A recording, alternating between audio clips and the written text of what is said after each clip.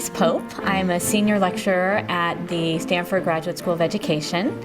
I am also co-founder of an organization called Challenge Success, and we work with schools and families to give them research-based tools to really cause all children to thrive.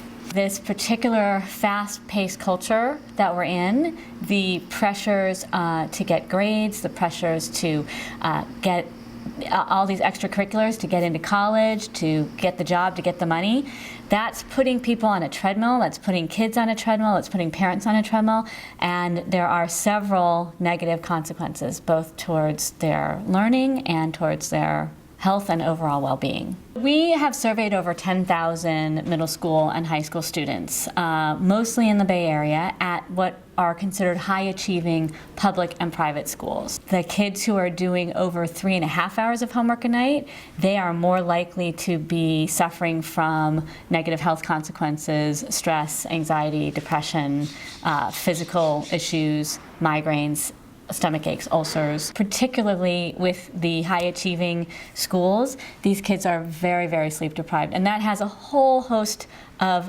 negative effects on their health, on their ability to do well on exams. I mean, it's sort of ironic, right? They're putting all this time in to get the grades, and this lack of sleep is really hurting them. There's also this whole media explosion with kids right now, and it is detracting from sleep, detracting from one-to-one social interactions, reading facial cues, for instance, those kinds of things. The homework, the extracurricular load, the sleep deprivation, the media overuse, and the cheating, and we look and we say, who are our next leaders going to be? Is this the kind of education we want for our children? If you look at the culture today, this is what's happening. They are mirroring the adults who are on media all the time, who are overscheduled themselves, who are sleep deprived. So the kids just look ahead at their parents and say, well, yeah, and I'm doing the same thing here, and we're kind of mini adults. And the problem is, physiologically, they are not mini adults. And socially and emotionally and physically, they have other needs that are not being met. The basic developmental needs of kids have not changed for years. They need a caring adult. They need to physiologically take care of their bodies. They need to be mentally healthy. They need sleep, basics.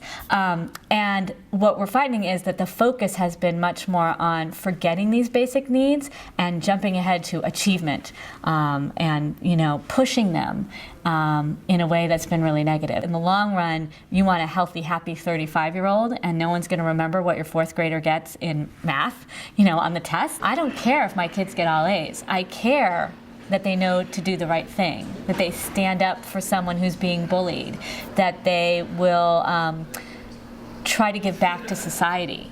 And that sort of underlies this Waldorf philosophy of the whole child, and what does it mean to be a part of a community and a citizen. Some of the things that I really like about Waldorf is this focus on the whole child, is this focus that, if you're not ready to learn, you're not going to learn. So we need to do movement. We need to get ready to learn at the beginning of the day. They're really focused on engaged learning instead of just kids doing school, going through the motion. That they're really focused on a healthy schedule. The schedule is hugely important. That they're looking at what is taught, how it's taught, and the overall culture of the school to be a focus on health and well-being, as opposed to this sort of fast-paced, crazy schedule, competitive, and kids aren't really learning what they ought to be learning. We are now seeing lots and lots of reports from other countries, Finland, Singapore, and in the United States, that we know that project-based learning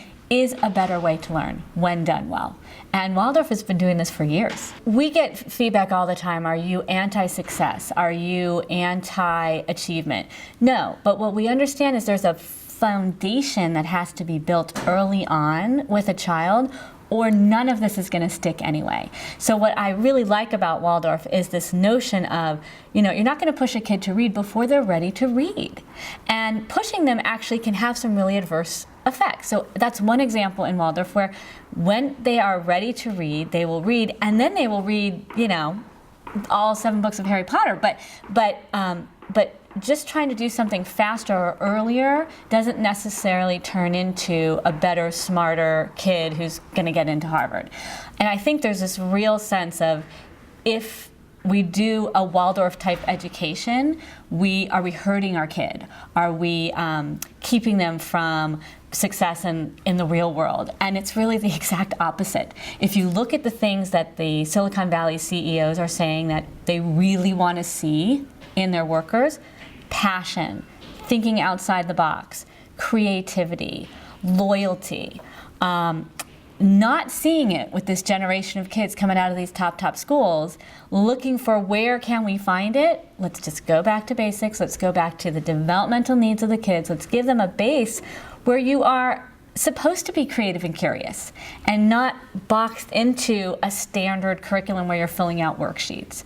That's what we want to see. And that's what every kid deserves. I happen to live on the street where Steve Jobs grew up. It's not where he, lived the second part of his life. But so 2 houses down, and we have some original homeowners on the street who tell the story of how when Steve was growing up, he would be in his garage and he would tinker. And he would play his guitar and he would tinker and build something and take a risk and call them in, and it would blow up. It was a complete failure. And they would just kind of laugh and go back to their business, mowing their lawn or whatever. And they said, imagine if Steve Jobs lived on this street now, where kids are supposed to go to flute lesson and violin lesson and play in AYSO soccer. And really there's no time to tinker. There's no time to play the guitar and let your thoughts come to you and be creative. And really, that is the essence of Silicon Valley. That not just literally where it started, but one of the places it started, but that's what we need. We need the time for our kids to tinker and be creative. And that's really what you're seeing. CEOs have said to me, we can teach the skills. Don't even worry about that. We can teach the business skills. We can teach the content.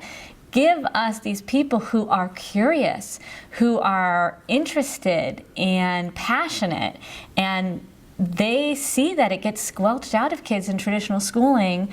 Engagement drops significantly each year. When you run into kindergarten and you're all excited, by the time you're in 4th grade, you're jaded in a lot of these places. And that kind of, when the spark goes out in your eyes, you're not going to be a leader. Nothing's going to happen if a kid doesn't feel cared for and safe. And that is precisely the environment you need to be able to take risks, to be able to push yourself, to know that if you fail, you're not going to be mocked, to know that there's going to be some things you're going to do that you're just not comfortable doing. But in Waldorf, everybody's going to do the physical outdoor ed. Everyone's going to do the art. Everyone's going to do some academic challenges. And not everybody's good at everything, but everybody's going to try. And we're kind of in this together, and we understand a lack of perfection.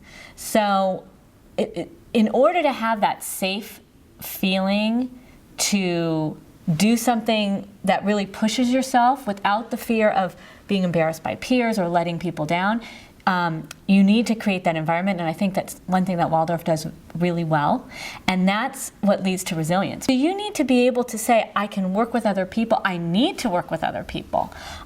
This may completely bomb, but I'm going to try it anyway, and know that if it does, we're going to come back and try something else. So it's more than just sort of picking yourself up when you fall. It's really that knowledge of, you have to fail to get to the right answer.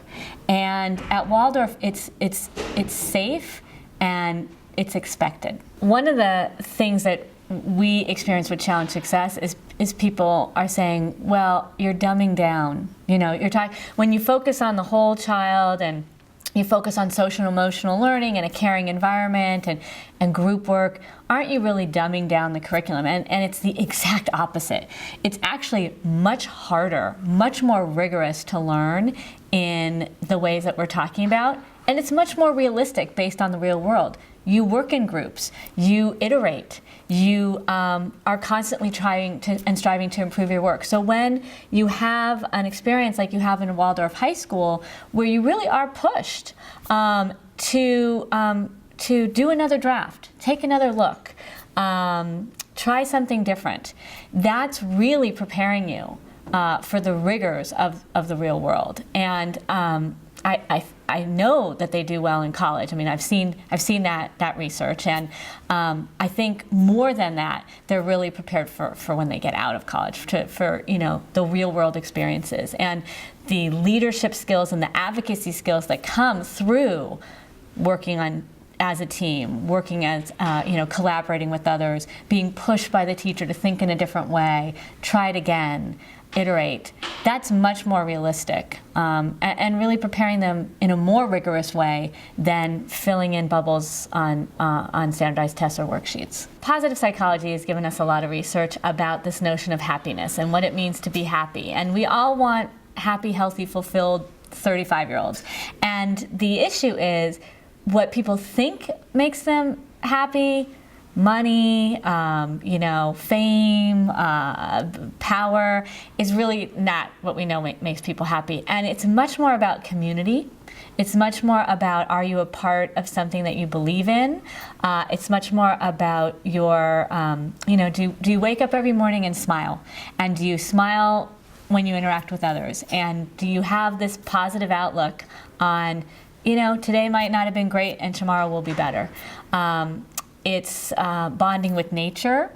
It's making sure that you have time for family and friends and balance. And I think Waldorf really does a great job of that. If you think about that, there's balance there. There is this sense of we want to bond with nature. We're about the group. We're fostering what it really means to be happy, and the resources that they're going to be able to draw upon to be happy, fulfilled adults. I teach curriculum construction here at Stanford. I teach teachers how to develop curricula. And what we know about developing curriculum is it's no longer go through the textbook or fill out these worksheets or learn something intensely and then take a test and learn something intensely and take a test. That it's much more about bigger, enduring understandings. And the way you do that, the way you make sure that content endures, that deep understanding endures, is you come up with projects, anchor tasks, real-life scenarios, authentic places of learning where the students have voice and choice. They have a say, they know what is meaningful to them, what's relevant to them, and you make that, and together you work on a task that will take you deep into that kind of concept. And I know that this goes on at Waldorf. This is really thoughtfully planned, rigorous instruction with an appropriate amount of scaffolding that eventually you take it away. That's why it's called scaffolding. Eventually you take it away and the child knows how to do this on their own. That's what we mean by form and function. You need the right kind of models to challenge you to be a better person. And that's what the older kids do in Waldorf for the younger kids, and that's what the teachers do. And really that's what the families are doing for one another. One of the things that I really like about Waldorf education is a focus on family education, parent education. And some families will think that's intrusive. Don't tell me what I can do at home. But what we're finding is more and more families really want to be educated. They want to know, what does the research say about raising a healthy, well-balanced child? And the school really is a larger community. It's not just a community of kids and teachers. It's a community of kids, teachers, and families working together. And that's what we know. It's really what's true of all really good education is that partnership between the family and the school. There has to be a trust. There has to be a sense of, yes, we're in it together for the well-being of this child and we'll do what's right. And there has to be really a good sense of education on what that means, because so many parents don't know these days.